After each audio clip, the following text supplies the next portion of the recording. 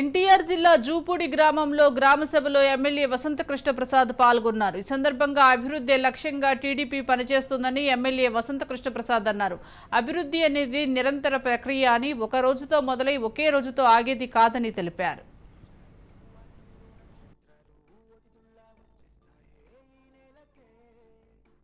నిర్దేశం మేరకు పవన్ కళ్యాణ్ గారి సారథ్యంలో రాష్ట్ర వ్యాప్తంగా జరుగుతున్నటువంటి ఈ గ్రామ సభల్లో మైలవరం నియోజకవర్గం కూడా కలెక్టర్ గారితో కూడా కలిపి ఇబ్రహీంపట్నం మండలం జూపూడి గ్రామంలో ఈరోజు గ్రామ సభను ఏర్పాటు చేయడం జరిగింది.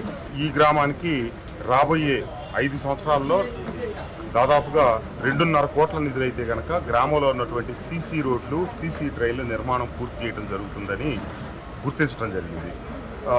దాదాపుగా 14.5 కిలోమీటర్ల పైచీలకు గ్రామంలో రోడ్లు అవసరం పడితే 8 కిలోమీటర్ల పైచీలకు రోడ్లు ఇప్పటికి నిర్మాణం పూర్తయ్యాయి. మిగిలిన రోడ్ల నిర్మాణానికి ఎస్టిమేషన్స్ తయారు చేస్తే రాబోయే 5 సంవత్సరాల్లో 2.5 కోట్లు అయితే ఈ గ్రామంలో సమగ్రంగా సీసీ రోడ్లు, డ్రైన్ల నిర్మాణం పూర్తి చేయొచ్చు. తప్పకుండా ఆ మేరకు, ఎందుకంటే ఈ తొలి విడతలో 55 లక్షలు కేటాయించాం. మిగతా అన్ని సంవత్సరాలు కూడా ఇదే పద్ధతిలో సక్రమంగా జరిగితే ఖచ్చితంగా 2029 సంవత్సరం నాటికి ఈ గ్రామాన్ని పూర్తిగా సీసీ రోడ్లు, సీసీ డ్రైన్లుగా చూడొచ్చు. అంతేకాకుండా ఈ గ్రామానికి కొంత ఆదాయం కూడా ఉంది. ఎందుకంటే ఈ ఎడ్యుకేషనల్ ఇన్స్టిట్యూషన్స్, మెడికల్ కాలేజీ ఇవన్నీ ఉన్నాయి, కొంత ఆదాయం వస్తుంది. వాటిలో కూడా ఏమైనా పెండింగ్ ఉంటే అవన్నీ కూడా కలెక్ట్ చేసి ఇబ్రహీంపట్నం మండలంలో ఈ జూపూడి, కిలేశ్వరం ఏవైతే గ్రామాలు ఉన్నాయో వీటిని తప్పకుండా మౌలిక వస్తువుల విషయంలో కావచ్చు, సమస్యల విషయంలో కావచ్చు, వాటి నుంచి బయటికి పడేసి ముందుకు తీసుకెళ్లే దానికోసం కృషి చేస్తామని చెప్పి తెలియజేస్తాం. వ్యాప్తంగా కూడా చాలా ప్రతిష్టాత్మకంగా జరుగుతున్న గ్రామ సభలు మీ అందరికీ తెలిసిన విషయమే. ఈరోజు మేము మా ఎన్టీఆర్ జిల్లాలో జూపూడి గ్రామంలో, ఇబ్రహీంపట్నం మండలం మైలవరం నియోజకవర్గం జూపూడి గ్రామంలో గ్రామ సభ నిర్వహించుకోవడం జరిగింది.